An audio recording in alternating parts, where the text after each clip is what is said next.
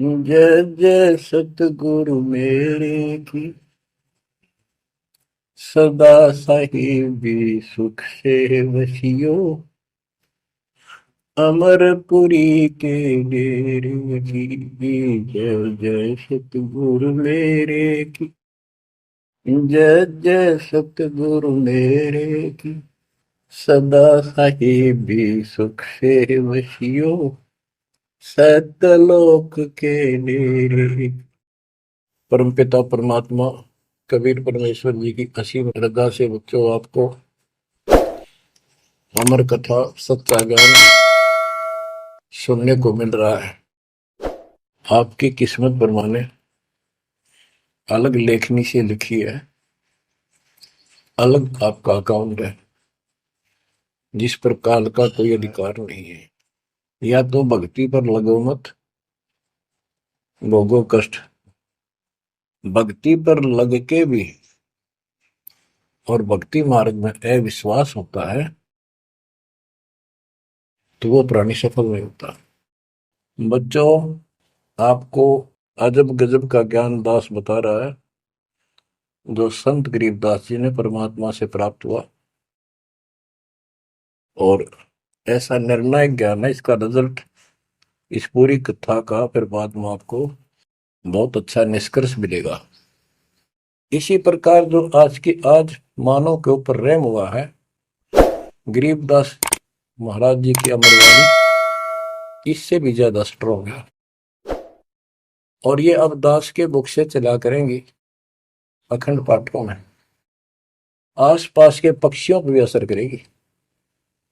आसपास के पशु पक्षी जीव जंतु पेड़ पौधों सब का ऊपर ऐसे असर करेगी जैसे इस पर किया था। और ये सब धीरे धीरे यहाँ से शरीर छोड़ते जाएंगे और मनुष्य जीवन पाते जाएंगे। ये सीधे फिर आके मालिक के चरणों में आएंगे। बच्चों, भक्ति जरूर करेंगे, भक्ति करेंगे तो मालिक कहीं ना कहीं उनको मिलेगा।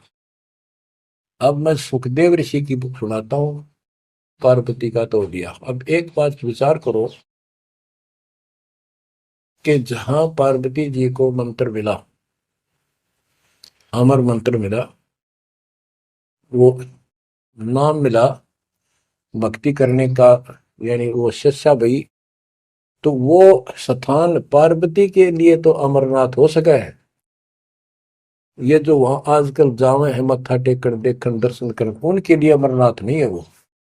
अब जैसे आपने जिस भी आश्रम नाम दान केंद्र पे या कहीं भी दास से दीक्षा ली है, आपका वो स्थान अमरनाथ है। लेकिन वहां दीक्षा मिली थी, बस इतनी बात है। और ये अमर ज्ञान मुझे प्राप्त हुआ था। लेकिन मुक्ति नाम से होगी। और जो बोले आत्मा इतने ऊंचे पहाड़ों पर जाते हैं दर्शन करके आवांगे। अब विचार करो, जैसे दास ने बहुत बार समझाया आपको,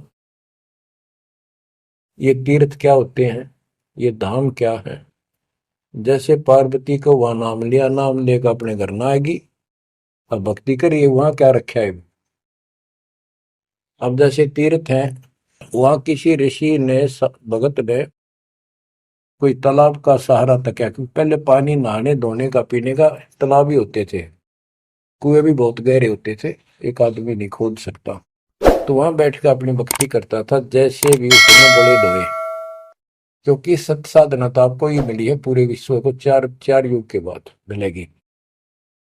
तो वो जैसे भी तप किया, कुछ किया उसने, जैसा भक्ति की, उस आधार से वो उस लोक में चला गया। और अब वहां कुछ नहीं। अब जैसे हम किसी का एक हमाम दस्ता ले आते थे और उसमें सामग्री कूटते हवन की और वापस देते थे मांझ धो के। हमाम दस्ता होता है लोहे का उखड़ सा, एक डेढ़ एक फुट का उसका मुसड़ सा होता है लोहे का ही, उससे वो कूटते हैं जैसे चटनी कुटा रहे कुंडी में। तो हमाम दस्ते में थोड़ी बहुत स्मेल थी और 5-4 दिन में वह भी खत्म होगी। जिसका मांग के लाए थे उसको दे आए, तो उन घर वालों को महसूस हुआ कि इसमें कुछ स्मेल आवा है, तो कोई सामग्री कूट रखी है। और कुछ दिन के बाद वो स्मेल भी खत्म होगी। और वो सामग्री सारी कति साफ करके अपने घर रख ली। अब उस स्मेल को सूंघ बार बार को हो कमाल हो गया, बड़ी स्मेल आई, फिर वह खत्म होगी, चलो स्मेल लेके आते हैं। उस स्मेल से कुछ नहीं होने का, उस सामग्री से गूगल खेओ, वह बनानी पड़ेगी। इसी प्रकार मोक्ष प्राप्ति के लिए यह साधना करनी पड़ेगी। तो वहां जाने से कोई लाभ नहीं जहां पर कभी कोई ऋषि ने कोई साधना की थी, वो तीर्थ बने हुए हैं। तत्काल ने परमात्मा से कहा था, जो मालिक आए थे जोगजीत रूप में,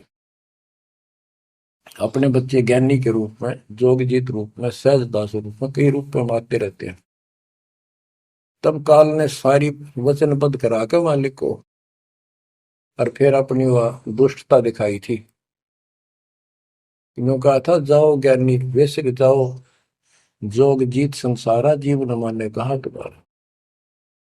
जीव तुम्हारा कहा न माने, हमरी और वो बात बखाने, तीर्थ व्रत और झूठे जब तब मन लाऊं, देवी देव देवर पुजवाऊं, या वो जीव को बरवाऊं। द्वादश पंथ करूं मैं साजा, नाम तुम्हारा ले करूं आवाजा। द्वादश पंथ जो नाम जो ले, सो मेरे मुख में आन समोई, और अनेक पंथ चलाऊं, या विद जीवों को बरवाऊं। तो आज वो सारा काम इसने कर रखा है। अब आप किसी को समझा के देख लो, आपके सर हो जाते हैं। तुम हमारे देवताओं को ऐसे बताते हो, हमारी साधना को गलत बताते हो, तीर्थों में जाना ठीक नहीं, व्रत रखना ठीक नहीं। तो काल ने बोल रखा था कि हमारी ओर हो बाद बखाने, हमारी ओर हमारा तरफ पक्ष लेकर के वाद विवाद किया करेंगे। अब बच्चों, जो दास बता रहा है कि जो अमर पाठ और अखंड पाठ या वैसे वाणी सत्संग जहां भी चल रहे हैं, चला करेंगे, चलते हैं, चल रहे चलेंगे, वहां आस पास के पक्षियों को भी इसका राहत मिलेगी। जब शिवकर से लाई तारी, उड़ गए पंछी नर और नारी। जहां एक सूखा तरवर ताक्या, वहां पर एक सूखा वृक्ष देखा, शिव को आसन तहां वहां रखा, उसके नीचे अपना